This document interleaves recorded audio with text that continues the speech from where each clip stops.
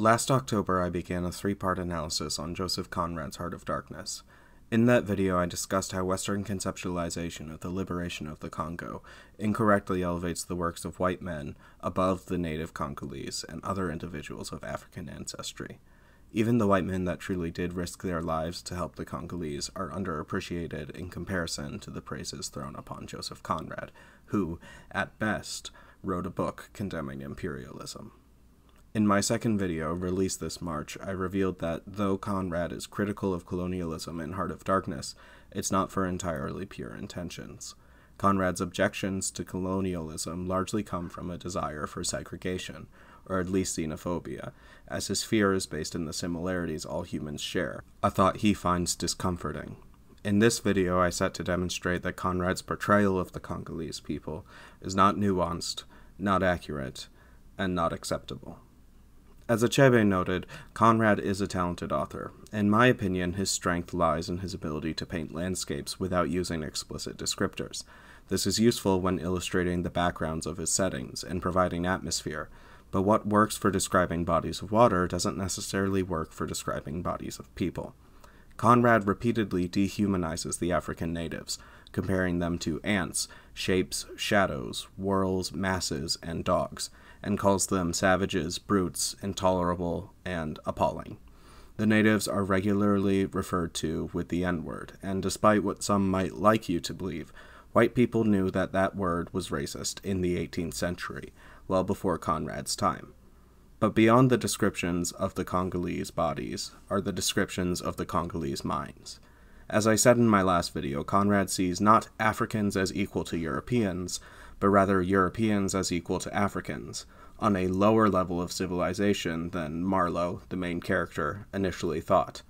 To elucidate this perceived lower form of civilization, like many racists, Conrad develops seemingly incoherent characteristics for the Congolese characters in the novel, if you can call them characters.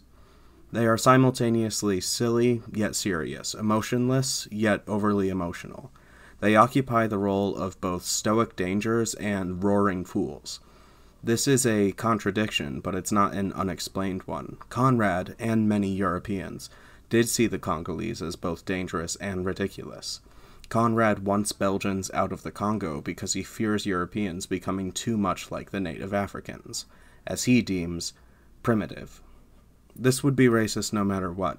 For several different reasons, people groups enter different stages of social progress, and should be treated as people.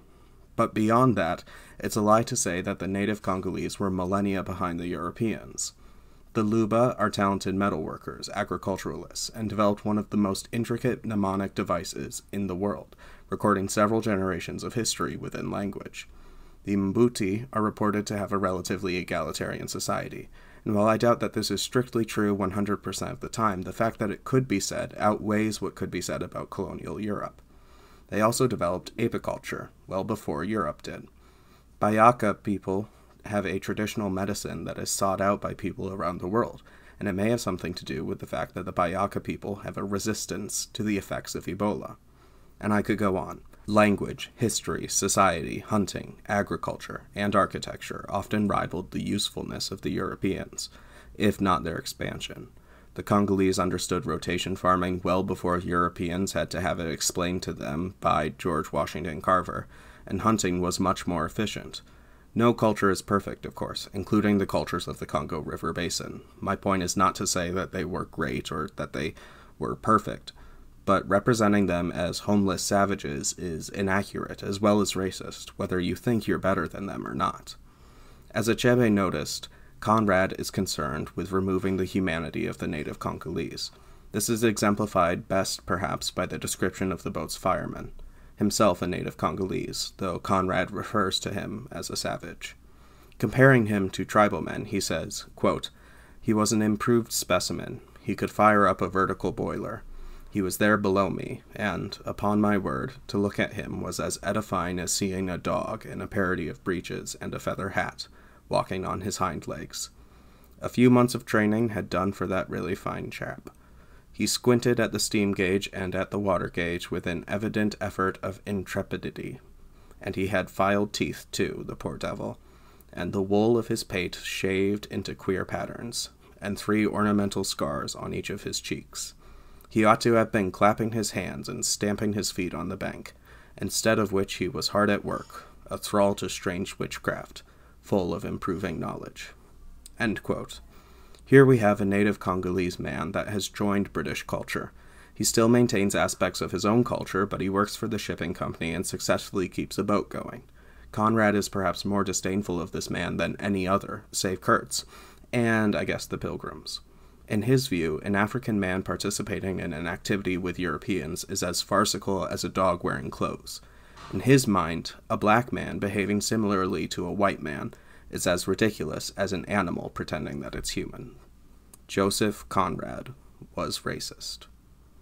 In Conrad's view, justice would be to leave the Congo and never look back, ignore the shared humanity with people of a different continent, and not allow people to go outside of their permitted zones. The truth is, the lid cannot be refastened. Colonialism devastated the Congo, undeniably, but saying all Europeans should go back to Europe and all Africans should stay in Africa ignores the reality of the situation. Many Congolese individuals enjoyed occupations and medicinal advancements provided by some of the less monstrous Europeans, and Congolese immigrants have become influential figures in North America and Europe. Conrad advocates decolonization, which I will always support, but at least in Heart of Darkness he also advocates segregation, which I will never support. The indigenous people of the river basin should not be stolen from their lands or forced to serve a foreign power, but those that elect to explore the world should not be treated as fools rebelling against their intrinsic nature. After all, it's intrinsic to explore, but unfortunately it's also often intrinsic to take. This series began with a reflection on the history of the Congo, a long, sad one filled with more atrocities than comprehensible. And, to Conrad's credit, the message to leave the Congo alone is a good one, regardless of his motives or how he thinks immigrants from there should be treated. But intentions do matter, and while Conrad may have done good, he did not have a necessarily good view or a good reason to do his actions. When we read this book, as we often will, probably for the rest of our lives, if we ever go into academia, we have to recognize that it was written by someone with prejudice, someone who critiqued an imperialist society, but not because he found it wrong to lord power over others. We need to recognize that there were people who actually did work that was taken credit for by people like Joseph Conrad. And we need to recognize that while this book is masterfully written, it contains problems that cannot be solved just by writing about them.